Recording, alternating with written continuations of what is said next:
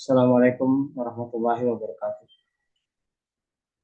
Waalaikumsalam warahmatullahi Waalaikumsalam warahmatullahi wabarakatuh. wabarakatuh. Baik, hari ini untuk kelas kamu dan seperti juga kelas yang lain sudah memasuki kuliah ke-11.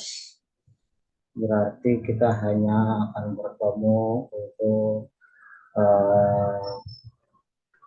4 kali lagi, 4 kali pertemuan lagi. Sedangkan pertemuan yang ke-16 itu adalah ujian akhir semester. Jadi tidak terasa bahwa tiba-tiba saja tahu-tahu kita sudah ada di ujung perkuliahan kita di semester ini untuk kuliah aspek hukum dalam ekonomi Islam. Sebagaimana sudah saya sampaikan melalui WhatsApp group bahwa kuliah dengan topik dengan topik hukum kewarisan Islam itu kita bagi menjadi pembahasannya 3 bagian. Ya. Bagian pertama itu halaman 1 sampai 7 dari PowerPoint yang sudah saya berikan kepada Anda. Itu dibahas dengan kelas 1A akuntansi. Makanya saya mengharapkan Anda juga sudah menonton itu. Dan kemudian halaman berikutnya yaitu halaman 7 sampai 14 itu juga sudah dibahas, yaitu dengan kelas 1B akuntansi. Nah, sedangkan halaman 14 sampai habis yaitu akan dibahas di kelas ini. Dan saya tidak akan melakukan perulangan kuliah dari halaman 1 lagi. Jadi saya anggap Anda sudah nonton, sudah menyimak penjelasan yang diberikan untuk PowerPoint halaman 1 sampai 14. Oleh karena itu jika Anda tidak mau lihat itu hukum kewarisan Islam video 1 dan video 2, maka berarti Anda hanya ada di ujung perkuliahan tentang mata kuliah ini, tentang topik ini, sehingga Anda tidak mendapatkannya secara lengkap. Saya ulang bahwa saya tidak mau mengulang dari awal karena sudah dibahas di kelas-kelas lain dan videonya juga sudah tersedia. Tinggal kemauan Anda, apakah Anda yang mau mendapatkan materi itu atau Anda tidak menganggapnya penting dan cukup dengan yang ada sekarang. Oke, di bagian ketiga dari pembahasan tentang hukum kewarisan Islam ini yang akan dibahas adalah ayat-ayat yang ada di dalam Al-Quran terkait dengan hukum kewarisan Islam. Oleh karena itu saya mengharapkan Anda seperti saya sudah sampaikan tadi kepada Manda, ya Anda semua harus siap dengan Al-Quran sehingga ketika saya minta bacakan ayatnya Anda bisa. Ya, di sini ada saya lihat 1, 2, 3, 4 orang perempuan yang mungkin sedang dalam masa haid atau mungkin juga tidak, karena kelas 1B kemarin itu orangnya sedikit dan mereka semua ceweknya dalam keadaan haid, jadi dia bisa pegang Al-Quran. Di sini saya lihat ada cowok ya, ada Aziz, ada Muhammad Fadil, ada Ahmad Faiz dan Muiz Hadi. Tidak ada alasan bahwa Anda lagi tidak boleh pegang Al-Quran karena Anda pasti tidak dalam keadaan haid. Ya. Kalau laki kan nggak ada alasannya, ke perempuan bisa. Tapi kalau yang ada di sini saya tanya dulu, seperti dia lagi haid atau enggak? Lagi enggak, Pak? Lagi enggak, berarti bisa ya. Oke, Siva lagi haid atau enggak? Hmm? Enggak, Pak. Enggak, berarti siapkan Al-Quran. Kemudian Amanda Hastika juga bisa kan? Lagi enggak kan? Enggak, Pak. Oke, semua berarti semua yang ada di sini tolong nanti kalau saya minta bacakan ayatnya tolong dibacakan. Ayat yang pertama di dalam Al-Quran yang mengatur tentang hukum kewarisan Islam adalah Al-Quran surat An-Nisa ayat 7. Tolong dibuka An-Nisa ayat 7, di mana ayat ini merubah sistem hukum warisan Islam secara fundamental dan juga perubahan mendasar terhadap ahli waris. Ya. Kenapa disebut sebagai perubahan fundamental atau perubahan yang sangat mendasar? Oleh karena pada masa sebelum Islam, pada masa pra-Islam, anak-anak perempuan dan anak-anak laki-laki yang masih kecil tidak berhak tampil sebagai ahli waris. Jadi anak perempuan dan anak laki-laki yang masih kecil itu nggak bisa jadi ahli waris. Ya, yang berhak menjadi ahli waris hanyalah laki-laki dan itu hanya laki-laki dewasa. Itu juga masih dibatasi dengan laki-laki yang bisa berperang dan bisa menunggang kuda. Jadi sekalipun laki-lakinya itu adalah laki-laki dewasa, tapi dia tidak bisa berperang oleh karena badannya mungkin ya sakit-sakitan dan nggak bisa menunggang kuda, maka dia tidak berhak mendapatkan warisan. Sedangkan di dalam hukum Islam setelah Rasulullah datang, itu anak perempuan juga berhak mendapatkan warisan. Jadi anak-anak dari orang yang wafat dan meninggalkan harta warisan itu baik laki-laki maupun perempuan sama-sama berhak mendapatkan warisan. Meskipun persentase pembagiannya sudah diatur di dalam Al-Quran, ya. Jadi terkait dengan hal ini tentu bagi anak perempuan yang pertama Anda harus bersyukur oleh karena apa karena datangnya Islam, ya, maka kemudian Anda menjadi ahli waris padahal tadinya Anda tidak termasuk ahli waris. Kalau Islam tidak datang, tidak mengajarkan hukum pewarisan yang baru, maka anak perempuan tidak berhak mendapatkan warisan. Begitu juga dengan anak laki-laki. Laki-laki yang masih kecil, kalau misalnya ayahnya meninggal sewaktu dia masih kecil, itu tidak dapat warisan. Padahal dalam hukum Islam yang baru, seorang anak yang masih di dalam kandungan sekalipun, jika memang dia dinyatakan oleh dokter dia sehat, dia hidup dalam kandungan, dia mendapatkan hak mewaris. Jadi sangat jauh perbedaannya ya. Jangankan lagi dia sudah lahir, apalagi dia sudah dewasa, ya. Anak yang masih dalam kandungan sekalipun, baik laki-laki maupun perempuan, oleh Islam dimasukkan ke dalam ahli waris. Ya. Tidak seperti masa sebelumnya, di mana yang berhak menjadi ahli waris itu adalah laki-laki dewasa, itu pun dibatasi laki-laki yang bisa perang, artinya punya keterampilan berperang, dan kemudian juga dia bisa menunggang kuda.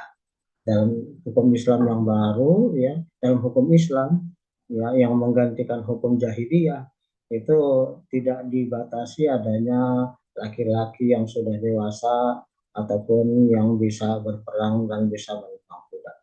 Oke, kita lihat ayatnya. Tolong Amanda dibaca Quran surat An-Nisa ayat 7. Silakan Amanda. Baik, Abah. Bismillahirrahmanirrahim. Lirijali nasibum mimma tarokal walidani wal aqrabun. Walinissa'i nasibum mimma tarakal walidani wal aqrabuna mimma qalla minhu aw kasur nasibam ma nasi nasibam ma mafrudo. Ada terjemahannya, tolong dibacakan.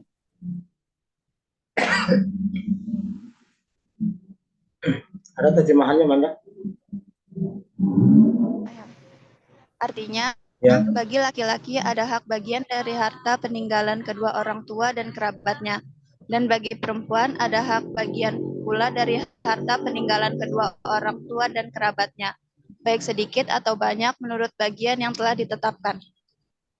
oke. Jadi harus saya ulang sedikit ya, bahwa di dalam Islam itu yang berhak mendapat bagian atau yang menjadi ahli waris itu ada 5 kelompok, 5 golongan. Ya, yang pertama adalah anak. Anak itu juga anak laki-laki maupun anak perempuan. Nah, hak mereka mendapatkan waris itu oleh karena ada hubungan darah dengan si pemilik harta yang wafat. Ya, dari si pewaris karena ada hubungan darah, maka dia berhak mendapatkan warisan. Berarti di sini andai kata anak itu lahir dari suatu pernikahan yang sah berdasarkan agama Islam, sekalipun dia lahir dari anak ya, dari istri yang kedua, ketiga ataupun keempat, karena dalam Islam diperbolehkan sampai 4 asalkan adil, maka anak-anak yang lahir dari istri-istri tersebut berhak mendapatkan warisan. Tidak hanya terbatas kepada istri pertama yang tercatat di KUA, ya.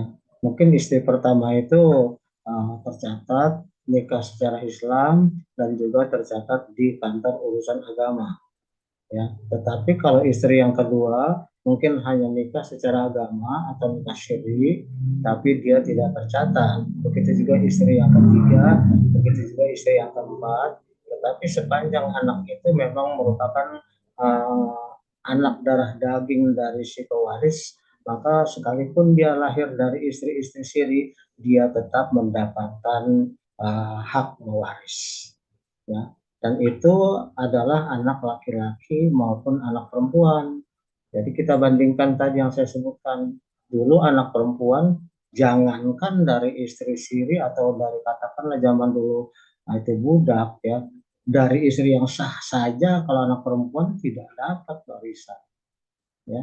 Setelah datang Islam baru kemudian dilakukan perubahan hukum waris ini, maka anak-anak dapat hak mewaris ya. Dan kemudian golongan yang kedua yang juga berhak mewaris adalah para janda. Jadi kalau seorang laki-laki wafat, dia meninggalkan sejumlah harta warisan, maka istri atau istri-istri itu berhak mendapatkan warisan. Walaupun itu nanti prosentasenya seperti tadi dibacakan oleh Amanda, ada bagian-bagiannya, ada perbedaan-perbedaan dalam prosentasenya, tidak sama rata ya. Itu ada presentasinya sendiri. Yang jelas janda itu mendapatkan warisan. Ini juga merupakan perubahan mendasar dibandingkan dengan sistem jahiliyah pra-Islam, di mana janda itu tidak berhak mendapatkan warisan. Jadi seorang perempuan yang suaminya wafat itu harta peninggalannya langsung dikuasai oleh saudara-saudaranya, sementara anak perempuannya tidak dapat, kemudian juga istrinya tidak dapat, kemudian anaknya juga yang dapat hanya yang sudah dewasa, dan itu juga dibatasi lagi dengan mereka yang pandai berperang dan bisa menunggang kuda. Jadi syaratnya itu sangat memberatkan ya, oleh karena memang di dalam masa pra-Islam itu orang berusaha untuk menguasai harta orang lain dan tidak mempedulikan mereka-mereka yang sebenarnya membutuhkan, seperti si janda kan dia membutuhkan karena tidak ada lagi yang memberi nafkah. Begitu juga anak-anak kan dia membutuhkan karena tidak ada lagi yang akan membiayai hidup mereka. Nah, jadi dengan demikian kita melihat bahwa Islam melakukan perubahan mendasar atas sistem hukum waris ini. Golongan yang ketiga adalah para duda. bukan para duda-duda. Karena apa? Karena tidak mungkin seorang wanita melakukan poliandri. Nggak mungkin suaminya bisa lebih dari satu. Kalau laki-laki diperbolehkan sampai empat, kalau perempuan tidak diperbolehkan. Kenapa? Ya karena perempuan itu kan menanggung resiko hamil. Jadi kalau misalnya sampai suaminya lebih dari satu, menjadi tidak jelas itu benih dari siapa. Benih dari si A, dari si B, dari si C, atau bagaimana. Sehingga itu akan menjadi kacau balau nanti di dalam silsilah keturunannya. Akan menjadi kacau balau juga di dalam hal pembagian harta warisan kalau seorang wanita itu memiliki lebih dari satu suami. Kalau laki-laki kan jelas ya, artinya meskipun dia punya istri empat sekalipun, tapi karena istrinya tidak bercampur dengan yang lain, maka benihnya pasti dari si laki itu. Kalau perempuan tidak diperbolehkan. Golongan yang keempat adalah para orang tua. Orang tua ketika si uh, pewaris, orang yang memiliki harta itu dia wafat dan dia memiliki harta peninggalan, ya, maka jika pada waktu dia wafat itu masih ada kedua orang tuanya, baik bapak maupun ibunya, dua-duanya juga mendapatkan warisan. Meskipun kembali lagi presentasinya tentu berbeda dengan persentase dari yang dimiliki oleh anak maupun yang dimiliki yang didapatkan oleh istri. Ya. Oke, jadi ada 4 golongan itu.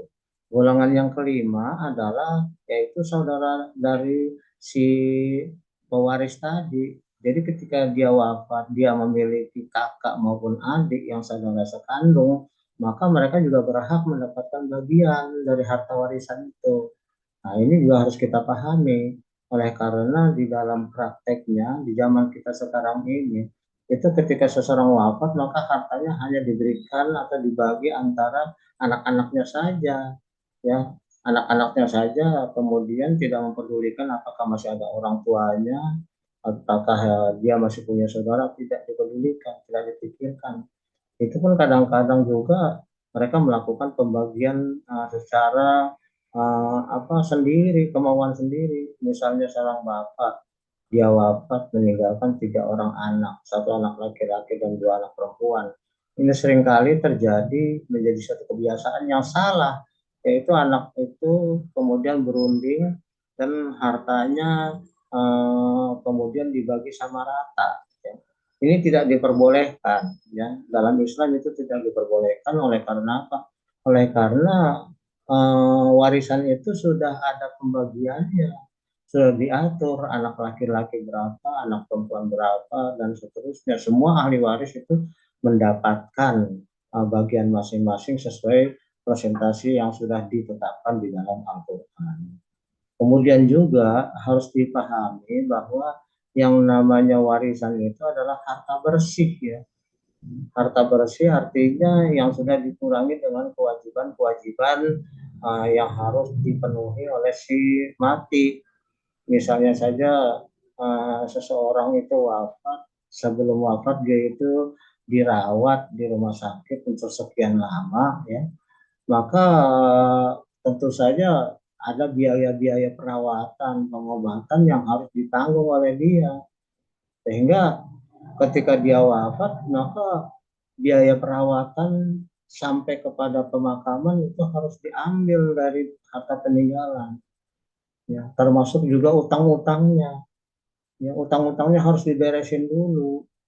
Nah, sehingga kemudian harta yang akan dibagikan adalah harta yang sudah dikurangi dengan kewajiban-kewajiban si mati dan juga pembayaran hutang-hutangnya. Termasuk juga andai kata si mati itu meninggalkan suatu wasiat. Misalnya dia berpesan bahwa kalau saya sudah tidak ada, maka sebagian harta saya ingin diberikan kepada suatu masjid, suatu yayasan dan sebagainya.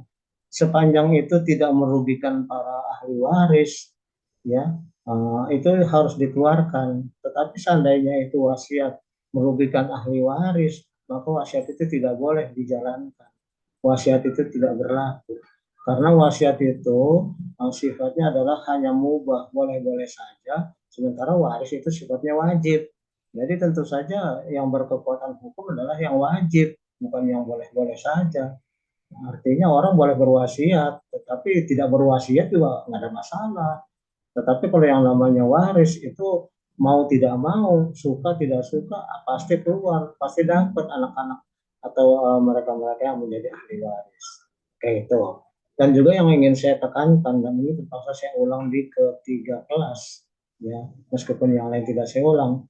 Pesan saya adalah ini anak perempuan, ya, bahwa Anda harus sadar pembagian harta waris antara perempuan dengan laki-laki itu tidak sama, ya. Harta warisan dari laki-laki adalah 2 kali bagian dari perempuan. Ya, jadi andai kata si perempuan dapatnya 2, maka yang laki dapatnya 4. Ya. Jadi jangan sampai kita kemudian ketika ada suatu warisan lalu kemudian kita berunding dan kita memutuskan berdasarkan perundingan itu bahwa semua harta dibagi rata. Itu tidak diperbolehkan. Tidak diperbolehkan berbuat seperti itu. Oleh karena apa? Oleh karena jika kita memutuskan untuk melakukan, Asik akhirnya. jika kita memutuskan untuk membagi secara sama rata harta tersebut, itu sama artinya kita menganggap bahwa pembagian menurut Allah itu tidak benar. Pembagian menurut Allah itu salah. Berarti kita menganggap bahwa apa yang sudah ditentukan oleh Allah itu tidak adil. Berarti kita menentukan sendiri dan kita menganggap diri kita lebih pintar dari Allah. Nah, ini perlu Anda camkan ya, anak perempuan maupun laki-laki, tidak diperbolehkan Anda memutuskan sendiri berdasarkan perundingan antara Anda jika Anda mendapatkan warisan. Ya, itu harus dibagi sesuai dengan apa yang sudah ditentukan di dalam Al-Qur'an. Itu sifatnya adalah wajib, tidak bisa tidak. Jadi kalau misalnya kita melakukan pembagian berdasarkan perundingan kita sendiri, maka siap-siaplah untuk ditanya. Kenapa kamu melakukan suatu hal yang bertentangan dengan apa yang sudah ditetapkan dalam Al-Quran? Apakah kamu merasa lebih pintar dari Allah? Apakah kamu merasa lebih bijaksana dari Allah? Apakah kamu merasa lebih adil daripada Allah? Itu pasti akan ditanya. Jadi jangan sampai hal tersebut terjadi. Ya, dan bahwa kalau dilihat dari materi, jumlah yang laki-laki 2 kali dari bagian perempuan itu secara materinya pasti lebih banyak. Nah, secara manusiawi pasti itu dianggap menjadi tidak adil. Tapi kita harus yakin bahwa adil menurut kita itu adalah berbeda dengan adil menurut Allah. Dan kita sebagai orang yang beriman harus yakin bahwa yang harus berlaku adalah keadilan menurut Allah, bukan menurut kita. Ya, oleh karena itu seandainya kita dengan ikhlas menerima pembagian tersebut, maka jumlah yang sedikit itu justru akan menjadi berkah dalam kehidupan kita. Ya, ini yang perempuan maupun yang laki-laki. Yang laki-laki jangan merasa kemudian mendapatkan 2 bagian lalu meremehkan yang perempuan. Bukan. Anda mendapatkan bagian 2 kali itu karena memang Allah sudah menentukan demikian karena Anda harus menanggung keluarga Anda, anak istri Anda. Jadi tidak untuk difoya-foya. Sementara perempuan kenapa mendapatkan setengah? Oleh karena Anda nanti akan mendapatkan dari suami. Nah, jadi kalau dihitung-hitung ya sama, satu bagian juga. Separuh dari keluarga, separuh lagi dari suami. Kalau yang perempuan kan seperti itu. Ingat ya, di dalam Islam yang dipentingkan bukanlah jumlah materi, tetapi keberkahan. Sesuai dengan apa yang sering kita dengar, hidup indah jika mencari berkah. Memang kenyataannya seperti itu. Berapa banyak orang yang sebenarnya secara materi berkekurangan, tapi kemudian dalam kehidupannya itu tentram, aman, keluarganya rukun, anak-anaknya soleh dan soleha, mereka pun suami istri tidak terlibat percekcokan sampai KDRT dan sebagainya. Karena apa? Karena semuanya sudah diikhlaskan, diatur oleh Allah. Tapi kalau misalnya kita menyimpang, sok pintar sendiri, sok ngatur sendiri, keluar dari ajaran Allah, maka yang pasti yang terjadi adalah meskipun jumlah harta kita berlimpah, hidup kita menjadi tidak tentram, hidup kita menjadi tidak tenang oleh karena kita berjalan di luar rel. Oke, kembali kepada Al-Quran surat An-Nisa ayat 7 yang tadi dibacakan oleh Amanda, itu mengandung berbagai asas. Yang pertama adalah asas persamaan. Persamaan di sini maksudnya adalah baik laki-laki maupun perempuan mendapatkan hak mewaris. Jadi tidak ada diskriminasi. Berbeda dengan sebelum kedatangan Islam, di mana yang berhak mendapatkan warisan itu hanyalah laki-laki, perempuan tidak mendapatkan warisan, di mana para janda tidak berhak mendapatkan warisan. Nah, di sini kita melihat asas persamaan, berarti semuanya mendapat. Memang dilihat dari kacamata katakanlah manusia adil, itu mungkin menjadi seolah-olah ya, seolah-olah tidak adil bahwa yang perempuan adalah setengah bagian dari laki-laki. Tapi kita juga tahu bahwa yang namanya adil itu tidak hanya satu. Keadilan itu ada yang keadilan substantif, ada yang keadilan distributif. Ya, katakanlah keadilan yang apa namanya distributif. Ini contohnya adalah begini.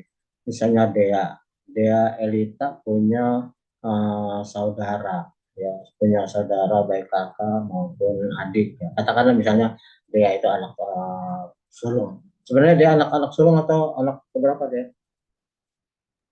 Anak terakhir, Pak. Anak terakhir dari 3 bersaudara. Dari 3 bersaudara. Oke, kita karena itu hanya contoh, kita rubahlah. Anggaplah dia anak yang paling sulung dengan 3 adik, dengan 2 adiknya. Dia saat ini sudah dewasa dan kuliah. Sementara adiknya yang kedua itu masih SMA, katakanlah kelas 2. Sementara adiknya yang paling kecil itu masih SD kelas 3. Keadilan distributif yang dimaksud adalah dari orang tua sama-sama dapat bagian. Misalnya dapat bagiannya satu hari dikasih uang jajan 50.000. Ya, dia 50.000, adiknya yang SMA 50.000, kemudian adiknya yang 3 SD 50.000. Menurut kamu itu adil nggak, Ajis? Ajis, pembagian itu menurut kamu adil nggak? Baik, dia maupun adik-adiknya sama-sama 50.000. Mungkin tergantung kebutuhan nih, Pak. Kalau saya sih semua adil. Adil sama keadilan kan beda. Menurut saya itu adil. Cuman kan kebutuhan adik sama kakaknya kan beda-beda. Jadi menurut saya kurang itu. Jadi keadilan itu ada keadilan distributif dan ada keadilan substantif. Keadilan distributif adalah semuanya dibagi. Ya, tapi dibaginya kalau sama rata itu tentu menjadi tidak adil, oleh karena dia yang udah kuliah 50.000, sementara adiknya yang masih SMA kelas 2 50.000, adiknya lagi yang masih kelas 3 SD 50.000. Untuk apa anak SD kelas 3 dikasih 50.000 per hari, sedangkan yang SMA juga masih kelebihan? Tetapi bagi dia 50.000 sehari mungkin malah kurang, ya kan? Nah, jadi yang dimaksud dengan keadilan distributif adalah kalau sama rata semuanya. Sementara kalau keadilan substantif adalah kalau dia misalnya diberikan 100.000, adiknya yang masih SMA dikasih 20.000, sementara adiknya yang masih SD kelas 3 mungkin hanya 5.000. Itu baru keadilan substantif. Ya, bisa dipahami? Ya, jadi keadilan itu tidak selalu harus sama rata ya. Jadi dengan demikian juga kita melihat dalam hukum pewarisan Islam ini, perempuan, laki-laki, janda, orang tua, dan semua ahli waris itu sama-sama dapat distributif, semua dapat. Tapi substantif, karena apa? Karena bagi laki-laki yang harus menanggung keluarganya pasti akan lebih besar. Bagi perempuan yang akan ditanggung oleh keluarganya lebih besar. Begitu juga orang tuanya, begitu juga dengan saudaranya. Semuanya dapat secara distributif, dapat semua, tapi secara substantif tentunya mereka tidak mungkin disamaratakan, ya kan? Nah, oleh karena itulah maka di dalam pembagian hukum waris Islam, terutama yang perempuan, jangan sampai nanti ketika Anda pada suatu masa mendapatkan warisan, Anda menuntut supaya pembagian itu disamaratain. Kan kita bertiga anaknya, kenapa jadi yang laki-laki lebih banyak dari yang perempuan? Itu tidak adil, tidak boleh seperti itu. Sekali lagi saya ingin mengingatkan bahwa kalau kita sampai seperti itu berarti kita menganggap Allah itu tidak adil. Ya, berarti Allah kita anggap tidak bijaksana. Berarti kita anggap Allah itu apa namanya memihak berat sebelah, ya, diskriminatif. Jangan sampai kita punya pikiran seperti itu. Kita harus yakin sebagai orang yang beriman bahwa Allah adalah Maha Adil, Maha Bijaksana, Maha Cerdas, dan Maha mengetahui sebenarnya apa yang menjadi kebutuhan kita. Kalau kita menerimanya dengan ikhlas, pastilah harta yang meskipun bagiannya lebih kecil itu justru akan mendapatkan bagian yang memiliki keberkahan. Berapa banyak orang yang katakanlah hartanya berlimpah, tapi mereka kemudian tidak pernah mendapatkan kebahagiaan, tidak pernah mendapatkan keberkahan, sehingga hartanya itu seolah-olah tidak ada artinya. Kita ingat kasus Michael Jackson. Beliau itu orang yang terkenal, seluruh dunia tahu itu Michael Jackson. Hartanya berlimpah, tetapi apa yang terjadi? Beliau itu sepanjang hidupnya senantiasa ditimpa oleh kegelisahan, kecemasan, ketakutan, entah apa. Pokoknya kecemasan sehingga beliau kemudian menderita insomnia, tidak bisa tidur kalau malam. Gelisah terus sehingga akhirnya mengkonsumsi obat tidur dan pada akhirnya malah tewas karena overdosis. Itu artinya bahwa yang namanya kepopuleran, ketenaran, nama besar, harta berlimpah tidak menjadi jaminan bagi kebahagiaan. Karena terbukti bahwa ternyata Michael Jackson tidak mendapatkan kebahagiaan. Bahkan dia sampai mati karena menenggak obat penenang yang berlebihan. Begitu juga dengan banyak kasus-kasus yang lain. Berapa banyak orang yang mati lalu kemudian anaknya saling bunuh, berebutan harta karena merasa bahwa apa namanya eh, bagian yang dia dapat tidak adil. Oke, jadi Al-Quran surat An-Nisa ayat 7 ini pertama mengandung asas bersama. Yang kedua asas keseimbangan. Ahli waris laki-laki maupun perempuan, dewasa atau anak-anak, bahkan bayi dalam kandungan itu juga memperoleh hak warisan sesuai dengan bagiannya masing-masing. Ada yang memperoleh banyak, ada yang lebih sedikit sesuai dengan pengaturan yang ada di dalam Al-Quran. Jadi ingin saya tekankan lagi bahwa pembagian ini berbeda dengan sebelum Islam datang, di mana anak-anak laki-laki yang masih kecil itu nggak dapat bagian. Anak laki-laki yang sudah dewasa sekalipun kalau dia nggak bisa berperang karena dia penyakitan, atau dia badannya lemah, atau dia tidak pandai berperang, atau dia tidak bisa menunggang kuda, itu tidak mendapatkan warisan. Sementara dalam hukum Islam ada keseimbangan perempuan maupun laki-laki, baik dewasa maupun anak-anak, bahkan yang masih dalam kandungan sekalipun itu akan mendapatkan bagian kalau memang dinyatakan bahwa kandungan itu sehat dan si bayi di dalam kandungan itu masih hidup, gitu ya. Juga di dalam Islam harus Anda perhatikan bahwa hukum waris itu hanya bisa berlaku kalau si pewarisnya sudah wafat, ya. Jadi kalau si pewaris itu masih hidup tidak bisa dikatakan warisan, ya. Begitu juga bagi orang yang diberikan. Ahli waris kalau sudah wafat tidak bisa juga diberikan. Ini harus Anda pahami. Jadi artinya misalnya seorang laki-laki dia wafat meninggalkan sejumlah harta peninggalan.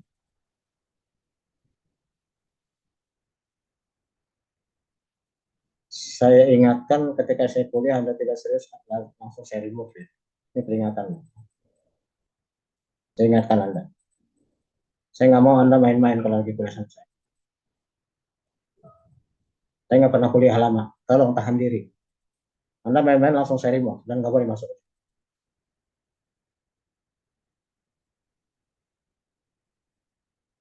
Ilmu apa yang akan Anda dapat kalau Anda dengerin saya sambil ketawa-ketawa?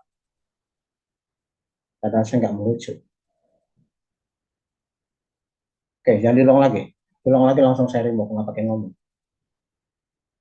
Oke, jadi asas yang pertama tadi asas persamaan, yang kedua asas keseimbangan, asas yang ketiga dalam hukum waris adalah asas ijbari. Artinya suatu ketentuan yang memaksa, ketentuan yang wajib, tidak bisa diganggu gugat sesuai ketetapan yang diatur oleh Allah. Ini artinya siapa saja yang berhak mendapatkan warisan dan berapa besar warisan itu sudah ada di dalam ayat-ayat Al-Quran dan itu sudah terjamin kepastiannya. Tidak bisa diragukan lagi karena jelas sekali ada bagian seberberapanya sehingga kemudian ini tidak boleh dilanggar ya. Artinya bagi para ahli waris juga tentunya menjadi suatu jaminan ya, tidak ada keraguan bahwa saya nanti dapat nggak ya, saya nanti dapat nggak ya, nggak bisa begitu. Karena sepanjang kita merupakan ahli waris yang 5 golongan, itu harus dijalankan, tidak boleh tidak. Gitu.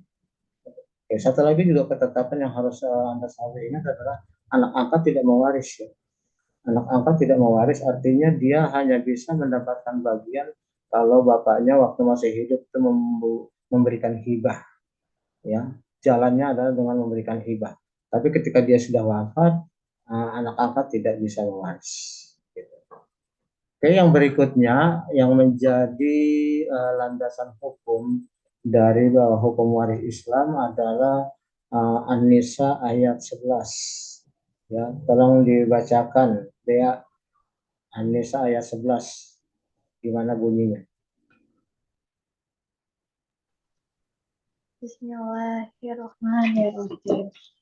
Yusikumullahu fi auladikum lijarik lizakari mislu hazil unsayin fa in kunna nisaan fawqasnataini falahunna sulusa matarak wa in kanat wahidatan falaham nis wali abawaihi likulli wahidin minhum humas sudusu mimma taraka in kana lahu walad fa illam yakul lahu waladu warisahu abawahu fali umihi sulus fa in kana lahu ikhwatun fali ummihi sudusu mim ba'di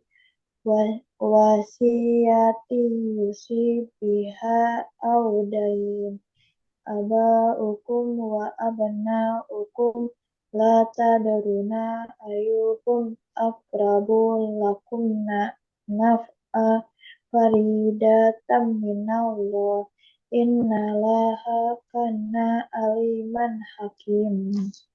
Oke, artinya bacakan David. Artinya sama pembacaan. Allah mensyariatkan atau mewajibkan kepadamu tentang pembagian warisan untuk anak-anakmu. Itu bagian seorang anak laki-laki sama dengan bagian dua orang anak perempuan. Oke, stop dulu. Bentar, satu-satu. Jadi dalam ayat 11a, pewaris meninggalkan anak laki-laki dan anak perempuan dengan perolehan anak laki-laki dengan anak perempuan adalah 2:1. Itu dalam Al-Quran An-Nisa ayat 11. Lanjut. Dan jika anak itu semuanya perempuan yang jumlahnya lebih dari 2, maka bagian mereka 2/3 dan harta yang ditinggalkan. Jika dia atau anak perempuan itu seorang saja, maka dia memperoleh setengah harta yang ditinggalkan. Dan untuk stop. Di sini disebutkan bahwa jika pewaris meninggalkan 2 anak perempuan atau lebih, 2 anak perempuan atau lebih, maka bagiannya adalah 2/3 secara bersyarikah atau bersama. Jadi 2/3 itu untuk keseluruhan anak itu. Nanti baru kemudian nanti antara yang 3 itu dibagi 1:1. Gitu loh. Tapi secara keseluruhan anak-anak perempuan itu semuanya adalah 2/3 dari peninggalan itu. Misalnya anak perempuannya 5, maka perolehan masing-masing adalah 2/3 berbanding 5 ya. Jadi 2/3 kali 1/5 masing-masing anak akan mendapat bagian 2/15 bagian dari harta peninggalan. 2/15 dari harta peninggalan. Oke, next. Dan untuk kedua ibu bapak, bagian masing-masing 1/6 dari harta yang ditinggalkan. Jika dia atau yang meninggal mempunyai anak, jika dia yang meninggal tidak mempunyai anak dan dia diwarisi oleh kedua ibu bapaknya saja, maka ibunya mendapat 1/3. Jika dia yang meninggal mempunyai beberapa saudara, maka ibunya mendapat 1/6. Oke, jadi dalam ayat ini juga, tapi bagian A, bagian B, karena terpisah-pisah. Jika si pewaris meninggalkan anak dan orang tua, jadi saya sebutkan tadi ini, ketika dia wafat, di samping anaknya dia juga masih ada orang tuanya, maka bapak dan ibu masing-masing memperoleh bagian 1/6 bagian dari harta peninggalan. Jadi jelas ya di sini bahwa tidak diperbolehkan bahwa warisan itu hanya diberikan kepada anak-anaknya saja, dan ini yang sering terjadi, hanya anak-anaknya aja. Padahal orang tuanya masih ada, tidak boleh. Ya, berarti bapak dan ibu juga masing-masing memperoleh bagian 1/6. Kemudian jika si pewaris tidak meninggalkan anak, tetapi dia masih ada orang tua, maka ibu memperoleh 1/3 bagian dan bapak memperoleh sisanya. Jadi kita lihat di sini bahwa jika seorang itu tidak meninggalkan anak, tapi dalam hal ini mungkin dia masih bujang ya. Karena kalau dia masih punya istri, tentu istrinya harus dapat. Nah, di sini dimaksud adalah kalau dia itu masih bujangan, ya tidak punya anak otomatis kan, ya maka yang mendapat warisan adalah orang tuanya. Si orang tua perempuan mendapatkan 1/3 bagian dan bapak memperoleh sisa. Kemudian yang berikutnya, jika si pewaris meninggalkan ibu dan saudara, maka ibu memperoleh 1/6. Garis hukum kewarisan tentang anak dan orang tua adalah rasional karena ada kebenaran dan keadilan dalam hukum. Kalau orang tua meninggal, anak berhak mewaris, begitu sebaliknya. Kalau anak meninggal, maka orang tua juga berhak pula mewaris. Nah, di sini kalau kita lihat dari angka-angkanya, memang memerlukan pembahasan lebih lanjut ya, pembahasan yang lebih mendetail karena yang kita ketahui tadi ya sudah kita sebutkan bahwa ketika seorang itu meninggal maka dia harus memperhatikan jandanya, memperhatikan anak-anaknya, ya. Kemudian juga dari situ juga ada bagian orang tuanya dan ada bagian dari saudara-saudaranya. Yang pastinya itu hukumnya adalah wajib. Dalam arti mereka sudah pasti mendapatkan bagian dengan perolehan persentasenya masing-masing. Oleh karena itulah maka pembahasan tentang waris ini memang tidak sederhana, memang memerlukan lagi pembahasan yang lebih lanjut, yang lebih rinci. Karena kalau kita lihat dari sepertiga atau 1/6 dan sebagainya seperti tadi, itu maka menjadi agak rumit ya, harus dihitung lebih rinci lagi. Apalagi kemudian jika dia mengatur tentang haknya suami dan istri, bagaimana jika istrinya meninggal, tidak ada anak, maka bagaimana perolehan dari suaminya. Kemudian jika istri meninggal ada anak, maka suami juga mendapatkan berapa bagian. Jika suami meninggal tidak ada anak, maka istri jandanya mendapat berapa bagian. Jika suami meninggal ada anak, maka istrinya atau jandanya mendapat berapa bagian. Itu juga harus dipelajari lebih lanjut. Demikian juga tentang saudara-saudaranya. Ya, bagaimana jika pewaris itu meninggalkan satu saudara laki-laki atau saudara perempuan, berapa bagian mereka? Ketika dia wafat masih ada saudaranya, lagi ada laki-laki, ada perempuan. Atau misalnya juga jika dia meninggalkan 2 saudara perempuan atau lebih, kemudian tidak ada saudara laki-laki, nah itu juga akan ada pembagian-pembagiannya ya. Jadi itu harus kita pelajari lebih lanjut dan kayaknya untuk atau satu perkuliahan yang waktunya sangat singkat itu tidak mencukupi.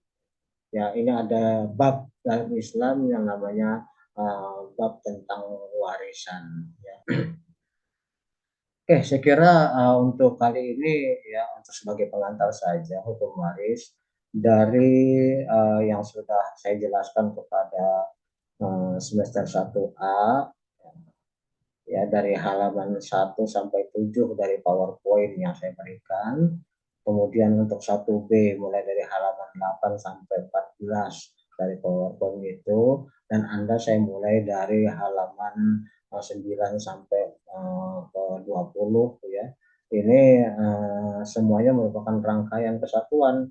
Jadi jangan Anda hanya mendapatkan atau mempelajari kuliah kita kali ini, karena Anda wajib untuk juga menyimak ya dari video dari 1A dan dari 1B sehingga perolehan materi untuk hukum kewarisan ini lengkap dari halaman pertama sampai halaman terakhir dari PowerPoint yang saya berikan. Sekiranya demikian saja, saya mohon maaf jika banyak kesalahan. Saya akhiri, wabillahi taufiq wal hidayah. Assalamualaikum warahmatullahi wabarakatuh.